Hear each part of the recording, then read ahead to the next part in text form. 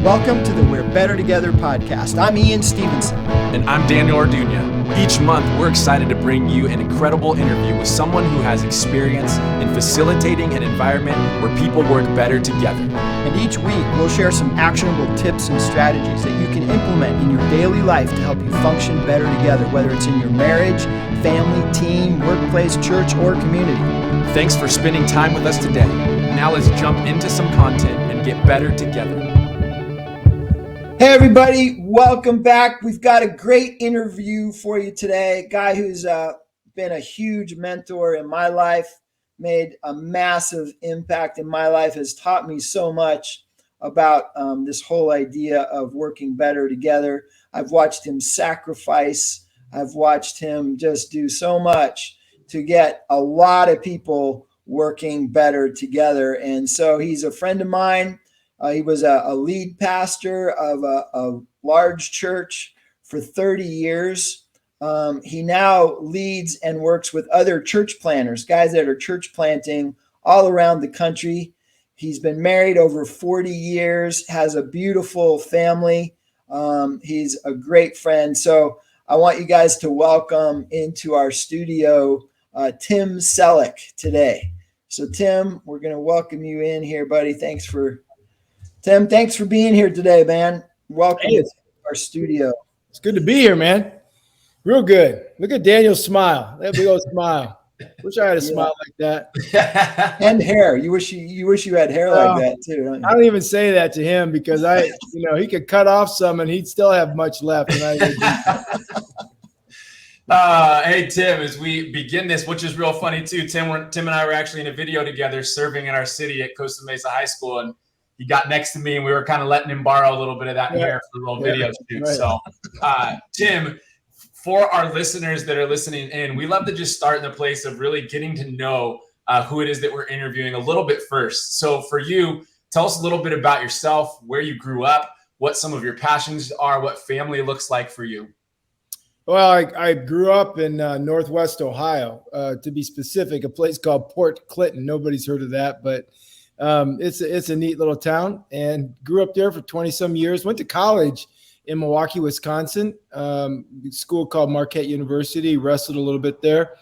After college, made my way to California with my first real official job, I guess you could call it, with Campus Crusade for Christ. It was the athletic division called Athletes in Action. That brought us out here in about 1982 into California. So that's what brought us into California at that time. And we've been in California ever since. My wife and I were married. My junior year, going into my junior year of college, her senior year of college. And we've been this coming August, depending on when people are listening to this podcast. It's like Ian said, 40 plus years. This summer will be 43 years. 43 Amazing. Years.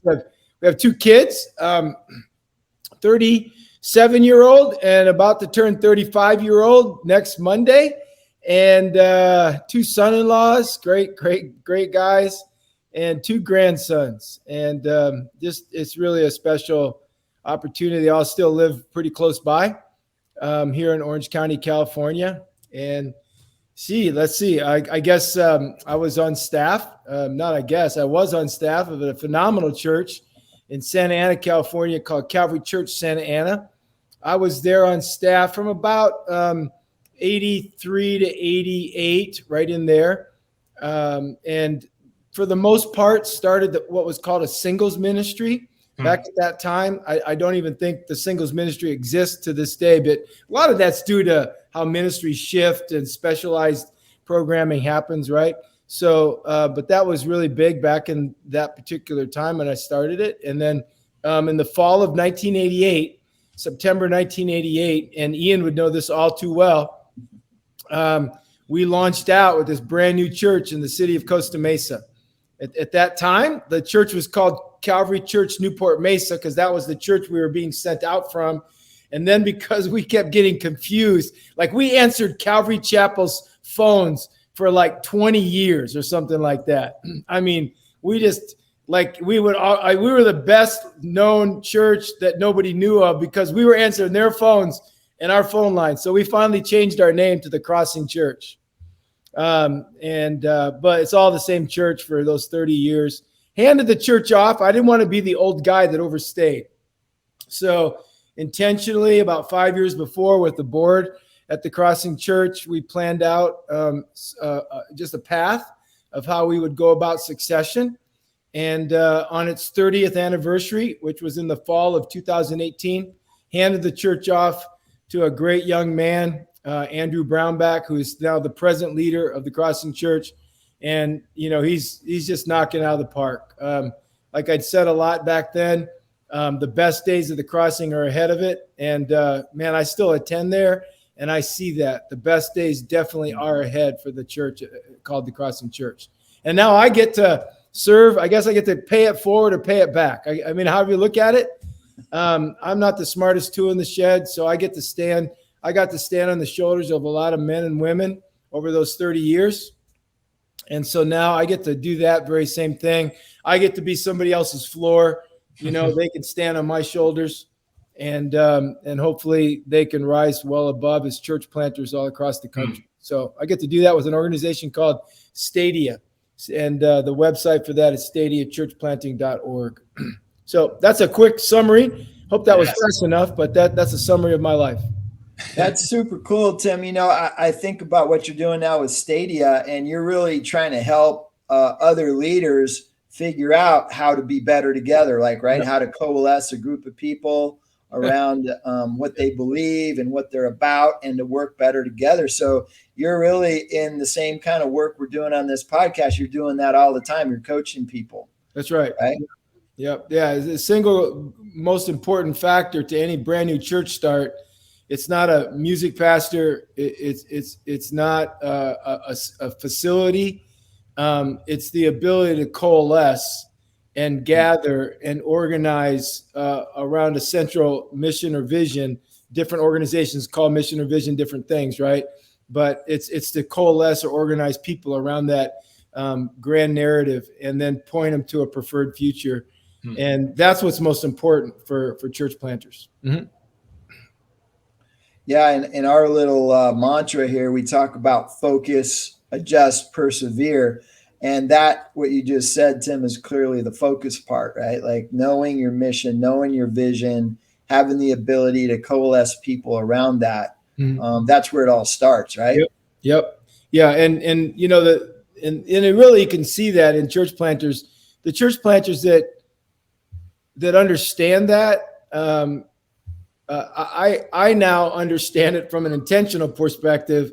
34 years ago, it was just intuitive. I mean, it wasn't something that was fully formed or even understood. I think it was just a part of the idea that I love being in teams, right? And love working together in teams. But now knowing what it takes to see something start from scratch, to grow, the most important thing is to literally organize and cast vision and bring people around a guiding focus, a guiding principle, a guiding vision. And the planters that can do that, sure, you still need a location. Sure, you still need some other kinds of things that make it fly. But the ones who can do that do very well. They do very well. Yeah, Tim, for you, as you said, maybe there were things that were intuitive back then, but as you think back to the beginnings of the Crossing, before it was called the Crossing, yep. Whether it was just you and your wife, 8 people, 20 people, I'm sure that didn't happen alone. And what did that look like in terms of an entrepreneur, of launching something out, as we think, hey, not just even in the church context, that's your example, but we may have listeners that are young people starting a club on campus, or anyone that is chasing after something. What did that kind of look like for you? Well, I think Daniel, it starts with having a real clear, again, some people call it a mission statement, some people call it a vision statement. So I'm not going to quibble about, words, but I think you have to really understand what is your purpose. And right from the get-go, and Ian knows this because he was a part of that prior to him launching out this great organization called Trellis. And one of the things that's so important is having a purpose that will like guide you and that you're focused on, and you will not literally deter from. It's like always on the horizon, and you're always focused at that. And there's a belligerentness, I don't know what the right word is, a stubbornness, a resoluteness that's where we're going. You still have to paint the picture of why. For us at the Crossing, we used to say we want to, back in the long time ago, we changed it to helping people who are saying no to God say yes to him. But back a long time ago, we just said we were out there to reach non-churched, non-believers with the good news of Jesus Christ. And so as long as there was one non-church, non-believer in the greater Costa Mesa area, we were going to keep doing whatever we needed to do. Music style, speaking, small groups, programming, you name it, we were going to do it to be able to attract that person.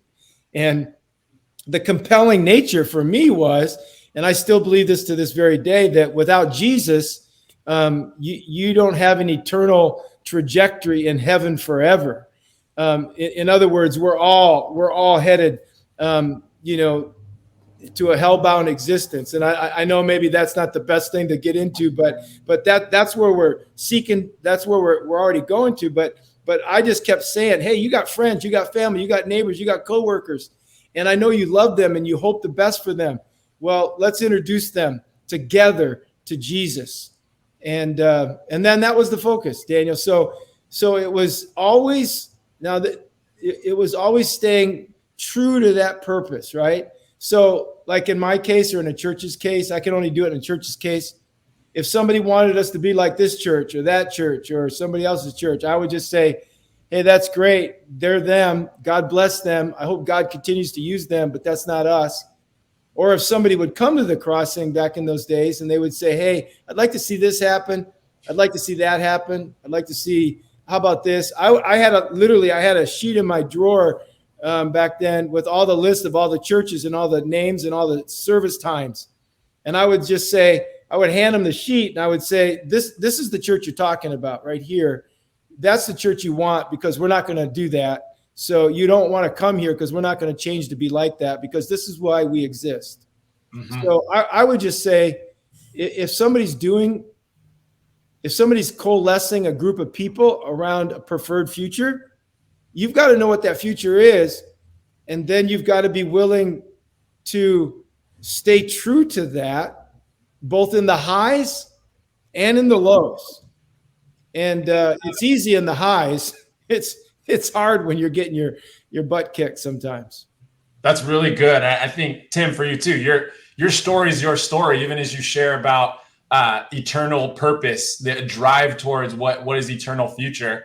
And I think even within that, whether our listeners would have that same faith background, they can grab a hold of the focus that you just talked about when they think about themselves. Ian, for you, what's coming to mind with all of this great stuff that Tim's putting out there? Well, I had the privilege of walking with Tim in this for 27 and a half years. We worked together. And Tim, we talk about the focus, suggest, persevere thing, but the thing about you that I just so respected over the years, and you hit on it in what you just said a little bit, just that resolute commitment to going for the thing and not getting sidetracked. And there's a perseverance that's required for that, right? Like there's a not giving up, not quitting. I'm staying at this. And I know over the years, there's probably been a lot of times where you felt like giving up or quitting or, not staying in it. So what would you say to our listeners who maybe, they're fighting for something in they're fighting for something in their workplace or their church or their city or whatever. What would you say to them would help them get through that whole persevering piece that you modeled so well? Well, I think the biggest thing is and I share this with planters because over the season, again, depending on when your listeners are listening to this podcast, the whole experience with the pandemic, I was in it with church planters that like one had just been 3 weeks old when the pandemic hit, and there were some that were 6 weeks old, some that were 6 months old, some that were just getting ready to launch at Easter 2020, and then I just had to keep reminding them because a crisis isn't what is a crisis to me and what is a crisis to you is two different things. And so when perseverance is needed, I might look at what you're going through and go, that's lightweight, man. What are you talking about? That you need perseverance to go through that. And then somebody else is going through something else, and I'm going like, there's no way I would ever want to be in that situation, right? And then they're looking at us going, hey, that's nothing. And so I would just always say at that moment, you've got to know what you're called to. And I really do believe that there's something mysterious about a calling. And we don't talk much about that, particularly in Christian circles any longer. We dabble and we flit from thing to thing to thing. But when it's like take marriage, for example. If you're going through a rough patch in your marriage and you stood up in front of someone at one point in time and said, I do for better or worse, richer or for poor, sickness and health, right? And the calling there is, it's like you made a decision to stay committed. Like you felt called to this individual. So when you're going through that rough patch, no matter what the patch is, you just say, no, I'm gonna stay in it because of that committed calling. And so when people are languishing and they're needing to keep on keeping on, I think part of it is you have to return to why? Like, why is it I'm doing this? Why is it that this is important? And again, I'm doing this for an audience of one. If no one ever sees what it is I'm pursuing, no one ever notices what it is I'm doing, I'm going to keep on keeping on. And, here in the United States, we sometimes chafe at what we consider persecution. I think of people planting churches because of the organization I'm with. They're planting churches in India and Myanmar, and I mean, there are places there where they've been trying to communicate the good news of Jesus Christ, not just for months, not just for years, but for like decades, and they've only seen 3 to 5 to 7 converts. But they know they're called to reach people with the good news of Jesus Christ, and they want to take as many people to heaven with them one day, and they're just going to keep on keeping on. And so I don't know. I just think calling, sometimes it's hard to understand, but if you know why you're here on earth, you pursue it, and you pursue it with a focus that you just don't err from. So do you think some people are just like wired more that way, where they feel this sense of calling, and other people who maybe really struggle with the persevering factor, maybe they're not clear on their calling, they don't know, like, they're wrangling in it. Is there's something you might share to help people kind of discover their calling, to get clear on what they're called into, so that they can have that kind of resolute perseverance that's needed to really see the kind of unity and working together that they're hoping for? Yeah, I think there's a lot of different organizations that can help you, try to discern that, right? And I'm sure you could put some in your notes, show notes and stuff. But I think it always helps to have people around you who will, like Paul talks about with Timothy, that he fanned in the flames, that gift that was inside of him. And so I think what's important for every one of us is to find someone or someones we can be around, who will be champions for us, who will not just call out the best from us, but also point out what's the best in us. And then in the process of that, keep us like a blinder thing, keep us pointed toward that. I think when we're young, yeah, we want our children and others to like, seek out, try out, experience numbers of different options. But as you age, we want people to kind of keep helping us hone in. Now, the unique part of that, Ian, is it takes a large degree of humility to submit yourself to other people. And I think there's a lack of willingness oftentimes in our culture to submit ourselves to a body of people to say, what do you see for me? You think about how they used to choose names long time ago, right? Long. They chose names based on how they saw an individual. My name, Timothy, my parents just gave it to me, but it means to honor God. Now, and who would have thought that that's would have ended up being true for me? But I think what they did is they watched the character of the individual. They watched the competencies of the individual, the capacities of the individual, and then they gave that person's name. And then that person literally was to step into that reality for who they were.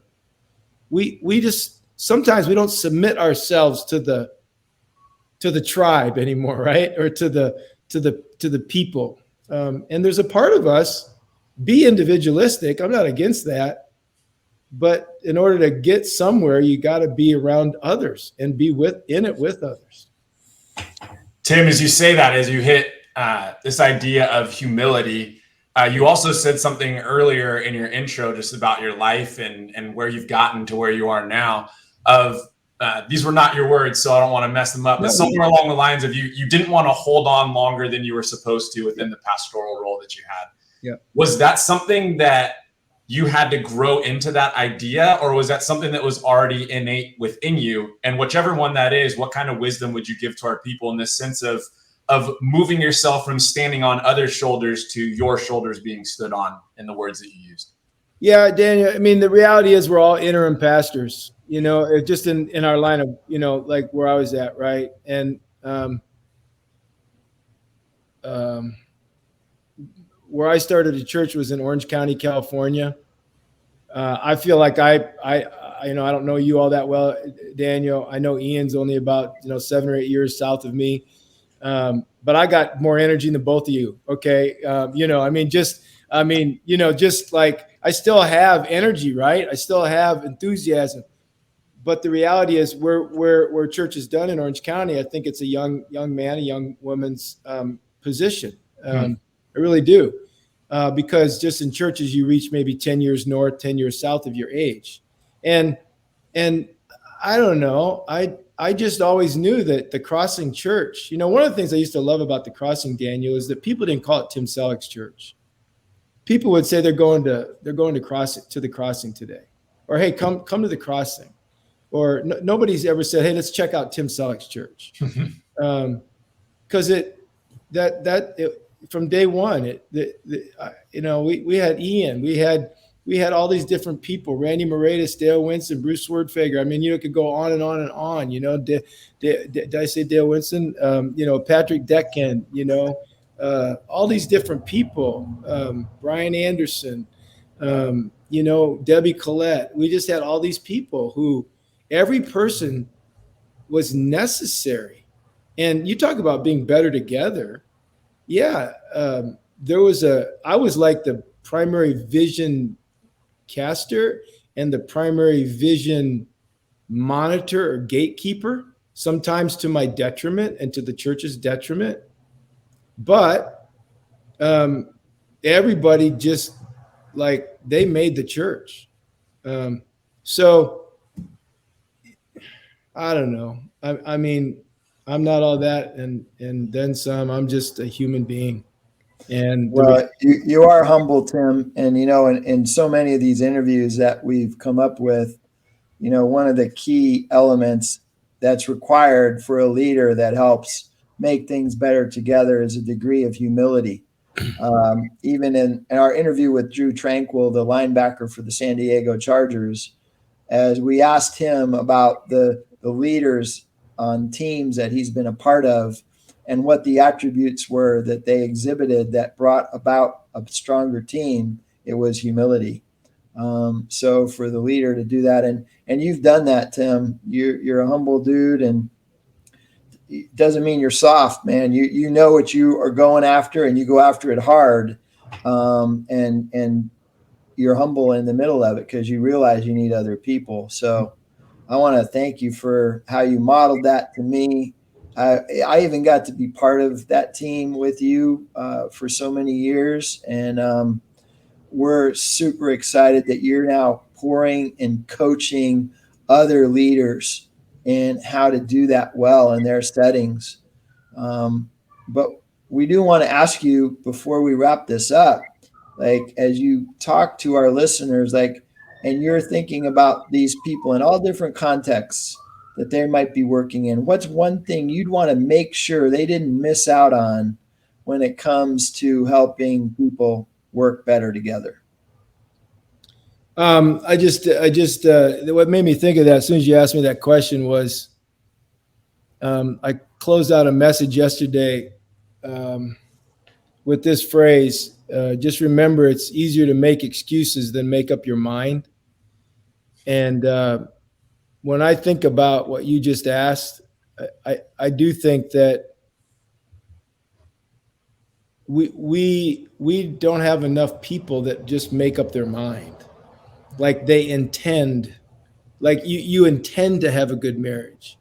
You intend to be a godly leader. You intend to bring unity to your business or your co-working team. It's like it's so much easier to make excuses than to make up your mind.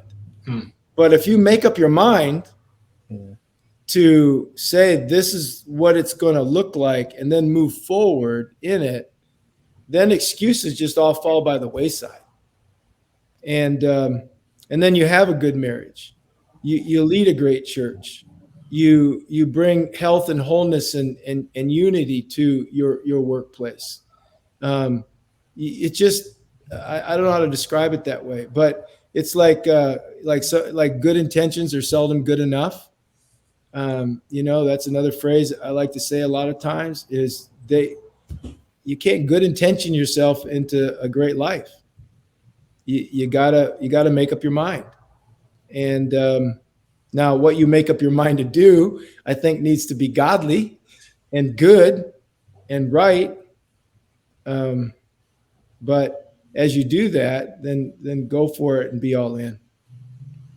So good. That is so good.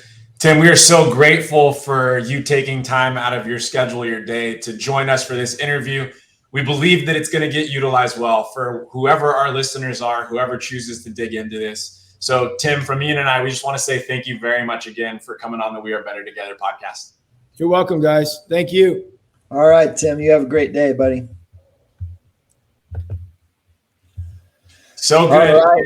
So good. I think as we close it out, the two things that really stuck out to me was one, when he was talking at one point about this sense, I gathered the sense of like, know who you are and what it is that you're chasing after and not veering from that because of other people trying to make you something that you're not. And that was one that really stuck out to me. Not that we would never change in our growth, but I loved when he was just saying when he knew who they were supposed to be and when that team knew they weren't going to change. And it was okay if that meant someone went to somewhere else that was different, not bad, but different than that. That was huge. And then I really appreciate too his humility and just talking about that sense that I take away, and I hope some listeners take away, of whether it would be you leaving a position, grab a hold of that idea of how can you also be shoulders that other people can stand on. Those are the two big takeaways for me. What about for you, Ian? Oh man, I've taken so much away from Tim over the years. I couldn't even write it all down, but I think from that conversation, it's, and what I appreciate so much about Tim is his dogged determination, his resoluteness to know what you're going to be about and stick to it and stay at it. Like, that's how you get to unity. That's how you get to pulling people together. And I loved how he talks about the calling and just knowing your conviction and your calling, just how important that is. And whether you're called to be a husband or a wife or a leader of a family or a business or whatever it is, like, know it, be clear on it, and go for it with dogged determination. I mean, you can even, for our listeners, especially those of you who are watching visually, you can tell Tim's a bulldog, man. He just goes after it. And I love that about him. So for all our listeners today, we hope this has been encouraging to you in some way. We will put into our notes ways for you to contact Tim if you are interested in church planning or being involved in that in some way. He'll tell you about Stadia, incredible organization that helps church planners. And we are so grateful for our listeners. Thank you for tuning in today. We hope this has served you, and you have a great rest of your day. Thank you so much. We'll see you all next week with a 10-minute tune-up, and we'll see you next month again with another interview.